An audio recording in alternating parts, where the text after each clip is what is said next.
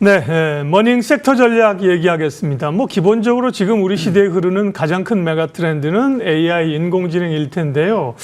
그에 필적하는 게 에너지이고요. 이 에너지 이야기는 AI와 또 상당한 밀접이 있죠. 오늘 또 친환경 관련해서 에너지 관련해서 머닝 전략 유진투자증권 한병화 이사님 모셨습니다. 어서 오십시오. 네, 안녕하십니까. 마침 또 궁금할 때쯤 와주셔서 네. 가장 궁금한 건 사실 뭐 원전 관련해서 최근에 노이즈가 이슈가 좀 있곤 했었는데요. 먼저 조금 가볍게 오물 수소 이야기부터 풀어가겠습니다.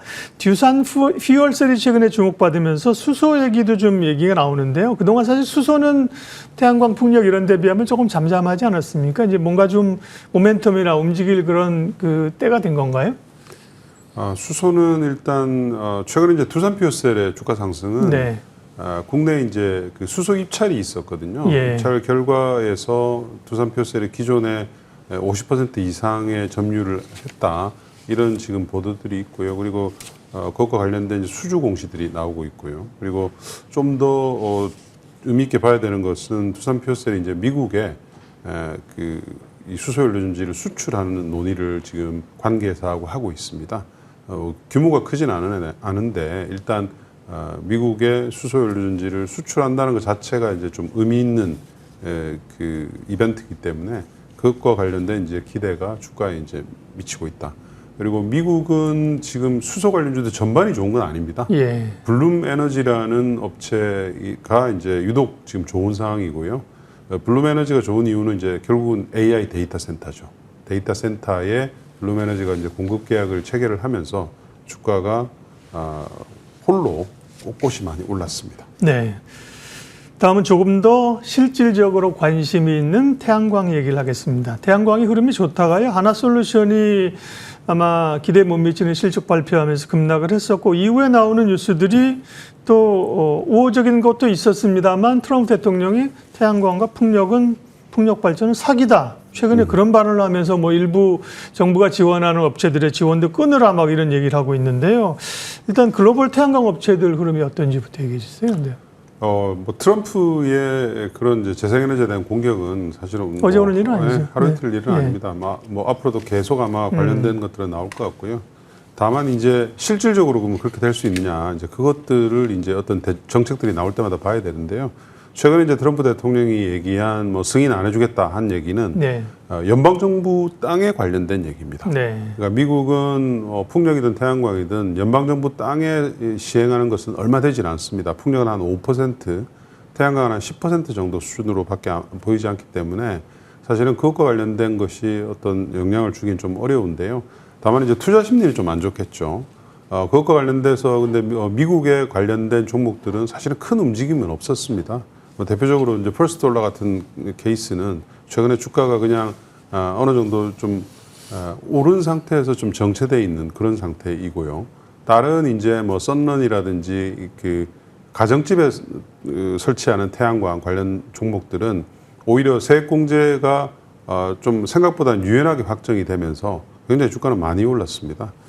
그런 상태이기 때문에 뭐 특별히 트럼프의 어떤 그런 워딩에 대해서 너무 네. 과민하게 반응할 필요는 없다. 저는 이제 하나하나 다 쪼개서 좀 봐야 된다. 그렇게 말씀드립니다. 네. 어쨌든 뉴스는 최근에 이제 원전 관련된 뉴스가 많았습니다. 웨스팅하우스 관련해서 논란이 있었고요. 한미 정상회담에서는 미국과의 원전 협력 얘기가 나오고 있는데 이사님은 지난번에도 이제 원전에 대한 흐름을 나쁘게 본다는 것보다 전체적인 에너지의 비중이 원전보다는 풍력, 태양광, 재생에너지 비율이 높아질 거라고 얘기하셨잖아요. 그런 구도는 뭐 변함이 없는 건가요? 그렇습니다. 네. 그러니까 신규 설치량 네. 기준으로 보면 유럽이나 미국이나 전 세계 전체가 90% 이상이 풍력 태양광입니다. 네. 특히 태양광이 뭐 압도적으로 지금 주도를 하고 있는데요. 그 이유가 이제 단가의 문제죠. 가격 경쟁력이 이제 워낙 월등히 낮아졌기 때문에 이제는 이 전력을 수요하는 수요자 입장에서 가장 먼저 수요하는 것이 이제 태양광 풍력입니다. 그러다 보니까 이제 원전은 또 좀 기간이 오래 걸리잖아요. 예. 오래 걸리기 때문에 그런 부분들이 이제 가만히 안 될 수가 없고요. 지금 뭐 한미 이제 오늘 새벽에 이제 있게 되는데 그 안에서 이제 우리 그 한미 원자력 협정 그다음에 이제 웨스팅하우스하고의 그 계약 이슈가 좀 있었잖아요. 네. 그게 이제 얼마나 이제 수정될지 그런 부분들을 좀 살펴야 우리 업체들이 받는 영향력이 좀 정확하게 어떻게 될지를 좀 판단할 수 있을 것 같아요. 네. 근데 이제 정상회담은 항상 이 막판까지 계속 협상이 진행되기 때문에 저희가 지금 딱 단적으로 이건 이렇습니다, 저건 저렇습니다 얘기하기가 좀 어렵습니다. 지금 현재로서는. 네. 그 원전 관련해서는 이제 한병화 이사님, 제가 알기로는 이제 원전 쪽을 기업들을 직접 커버는 이제 안 하시기 때문에 그렇죠. 네. 그러니까 지금은 네, 하지 않죠. 그러니까 이제 뭐 원전 얘기, 기업 얘기를 막 하긴 좀 그렇고요. 그러니까 원전에 뭐 기회가 없다 이게 아니라 그렇죠. 큰 흐름으로 보면 이제 이런 친환경을 다루시면서 재생 쪽, 풍력 그리고 태양광 쪽에 여전히 이쪽에 이제 우위가 있다 이 말씀을 이제 하신 걸로 이해를 하겠고요. 네. 모두에도 말씀을 드렸습니다만 이제 에너지에 대해서 관심 또 특별히 좀 이벤트들이 모이는 주간이라고 합니다. 에이펙 에너지 장관회의 또 국내에서도 정부가 이런 에너지에 대한 계획들 뭐 이런 것들도 있어요. 이번 주 또 한미 정상회담도 있고요. 이후 친환경 에너지 관련해서 주목할 만한 이벤트들 내용들 좀 말씀해 주십시오. 가장 큰 이벤트는 사실은 기후에너지부의 출범입니다. 네. 그동안 이제 뭐 대통령께서 직접 하시겠다고 말씀을 하셨고 지금 준비가 되고 있는 상황인데요. 다만 이제 한미 그 협상 때문에 이런 이제 스케줄이 다 조금씩 밀렸는데 어쨌든 9월 안으로는 이 정부 조직 개편 법안이 이제 확정이 될 것 같고요. 그러면 이제 기후에너지부가 출범을 하게 됩니다. 국내에. 기후에너지부 출범은 국내가 이제 전통 에너지원 중심으로 에너지 정책을 육성을 해왔었는데 이게 이제 재생에너지 중심으로 완전히 바뀌게 되는 계기가 되는 거기 때문에 기후에너지 출범이 이제 언제 될지 그 기후에너지부 안에서 다루는 그 에너지와 관련 것들이 어떤 것들이 될지 그런 것들이 이제 가장 중요한 그 이슈라고 할 수가 있겠습니다. 네. 한미 정상회담은 아까 잠깐 말씀하셨는데 주로 이제 원전 쪽 얘기가 좀 나올 수 있는 게 있고 그밖에 뭐 태양광이나 풍력 관련해서는 뭐 정상회담에서 뭔가 논의되거나 전개될 건 특별히 없다고 전혀 봐야 돼요. 없습니다. 그렇죠? 예. 뭐 트럼프 자체가 그쪽에 대해서는 그러니까요. 관심도 없고 오히려 뭐 네. 약간 적대시하기 때문에 예. 그걸 이제 올릴 수는 없고요. 원전 같은 경우는 지금 가장 큰 그 이슈가 원자력 협정입니다. 네. 우리나라가 일본과는 달리 고농축 우라늄이라든지 재처리에 대해서 못하게끔 딱 지금 그 막혀 있기 때문에 이 부분을 이제 풀어달라는 것을 우리가 이제 전략적으로 아마 방위비 협상과 맞물려서 아마 좀 얘기를 할 것 같고요. 네. 근데 이제 그거를 받아줄지 현재로서는 가능성이 냉정해 보면 높다고 할 수는 없습니다. 이게 안보와 관련된 이슈이고 주변 국가들과 다 관련이 있기 때문에 아마 시간이 좀 걸리지 않을까 그렇게 저는 판단합니다. 네. 정부 정책에 대한 기대감은 여전합니다. 마침 정부가 2026년 내년 주요 R&D 연구개발 예산안을 발표했는데요. 가장 뭐 크게 나온 뉴스는 뭐 AI 쪽에 집중 투자해서 우리 낮아진 성장률을 높이겠다는 거고요. 친환경 쪽에서는 여기서 관련된 내용이 어떤 게 있고 어떤 영향을 미치는지 체크 좀 해주실래요? 네.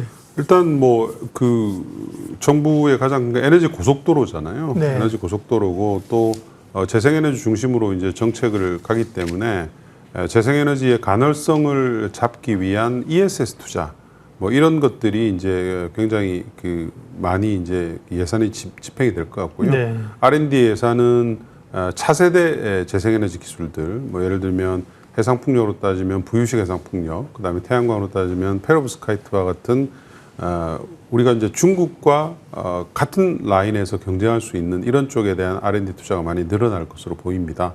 그리고 내년도 예산 안에서도 아마 재생에너지의 보급 확대와 관련된 예산이 과거보다도 훨씬 더 많이 증액될 것으로 저는 그렇게 보고 있고요. 그리고 전기차와 지원과 관련된 예산도 기존에 우리가 중앙정부에서 주는 예산이 연간 대당 300만 원이었거든요. 그걸 이제 400만 원으로 올리겠다는 것이 이제 지금 현재 장관의 그런 이제 의도기 때문에 그런 부분들이 이제 반영이 되면 결국은 친환경과 관련된 예산 증액이 굉장히 클 것으로 내년도에는 그렇게 보고 있습니다. 네.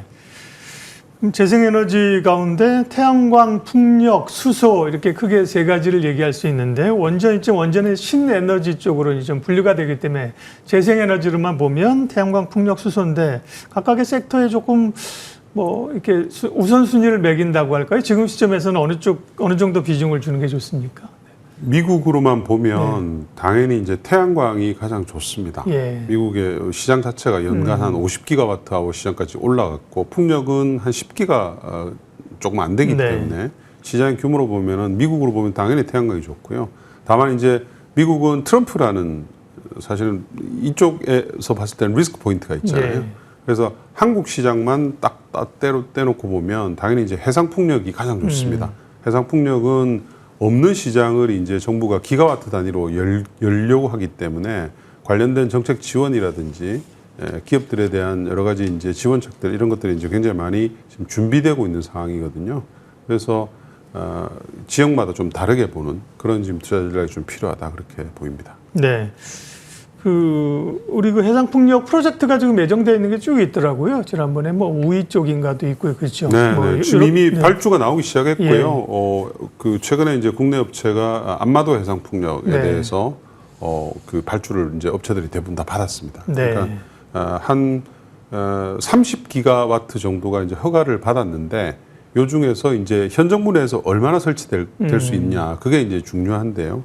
뭐 일단 정부는 현 정부는 무조건 기가와트 단위로 시장을 갖다가 육성하려는 그런 이제 정책을 가지고 있는 것으로 알고 있습니다. 네.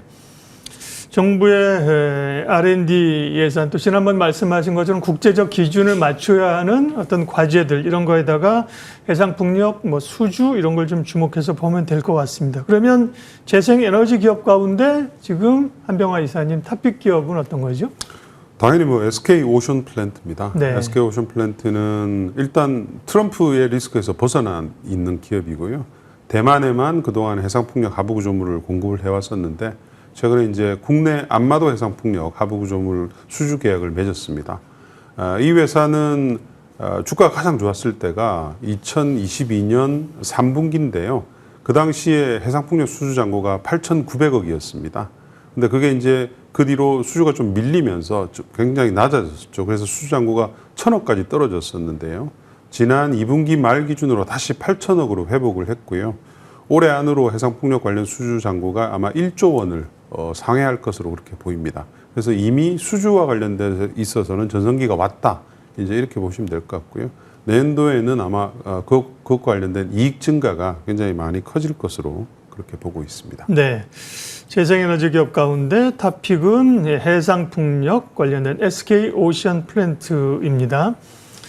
오늘 그럼 재생에너지 탑픽 기업은 요 한 종목만 얘기하면 됩니까? 네네. 그러면 제가 시간이 있어서 2차 전지 얘기를 좀 네. 여쭤보려고. 네. 2차 전지도 꽤 기대감으로 이제 올라왔고 ESS 주도로 왔었는데 지금 올라오는 거를 어느 정도의 상승 내지 반등으로 볼 것이냐? 2차 전지에 대한 시각도 좀 알려주고 가세요. 일단 추세 전환을 했다고 보여져요. 예. 추세 전환을 한 것이고요. 다만 이제 이 추세가 급격하게 V자 형태로 올라가지는 않을 거다라고 보고는 있습니다. 그래서 너무 조급하게 마음 가지지 마시고 저점 매수를 계속 하셔서 2027년이 되면 우리 배터리 업체들의 고객사들이 전기차 고객사들이 굉장히 많아집니다. 많아지고 ESS도 미국의 ESS 그 시장이 열리는 게 재고 이슈가 있기 때문에 내년도보다는 2027년도가 훨씬 더 커지거든요. 예. 그때 되면 아마 중국 재고가 다 완전히 없을 거기 때문에 한국 업체들이 거의 미국의 한 50기가와트 아워 이상 되는 시장의 한 80~90%를 아마 장악할 것 같아요. 그러면 사실은 2027년은 우리 업체들한테는 사실은 희망이라는 것이 확정돼 있는 희망인 것이죠. 그래서 그 부분을 보고 꾸준하게 아마 매입을 해가시는 게 좋을 것 같다. 어쨌든 최근에 보면 조그만 재료에도 주가들이 팍팍 튑니다. 예. 그 말은 이제 투자 심리가 어느 정도 이제 좀 치유가 그렇죠. 됐다. 네. 네, 그렇게 볼 수가 있거든요. 그전 같은 거 올라오면 이제 매물이 팍팍 나오는데 그렇죠? 그런 게 소화됐다는 거죠. 그렇죠. 네. 이제는 뭐 사실은 나올 매물도 그렇게 많지는 않을 거예요. 네. 네, 그렇기 2차 전지 탑픽 기업은 그럼 어떤 거죠? 대형주는 삼성 SDI 주목하시면 되고요. 네. 워낙 밸류에이션이 싸지 않습니까? 예. 그래서 그렇게 보시면 되고 중소형주 중에서는 뭐 에코프로 BM 당연히 좋습니다. 네. 좋고 그다음에 저희가 이제 최근에 조금 더 작은 종목 중에서 후성이라는 종목 예. 말씀을 드리고 있고요. 후성은 지금 배터리 부분은 아직 좋지를 않아요. 근데 비배터리 쪽이 워낙 지금 그 숫자가 커지고 있으면서 네. 연결 기준으로 턴어라운드가 이미 시작이 됐습니다. 그래서 배터리 부분만 조금만 좋아진다면 사실은 숫자가 굉장히 많이 커질 수가 있기 때문에 후성에 대해서는 저희가 예. 좀 긍정적으로 말씀드리고 있습니다. 머닝섹터 전략 유진투자증권 한병화 이사님 함께했습니다. 오늘 원래 재생에너지 쪽 얘기했는데 2차 전지 관련된 이야기까지 함께 들을 수 있는 시간이 됐네요. 인사드리면서 시장 공감템 마치겠습니다. 오늘도 좋은 투자 결정하십시오. 고맙습니다.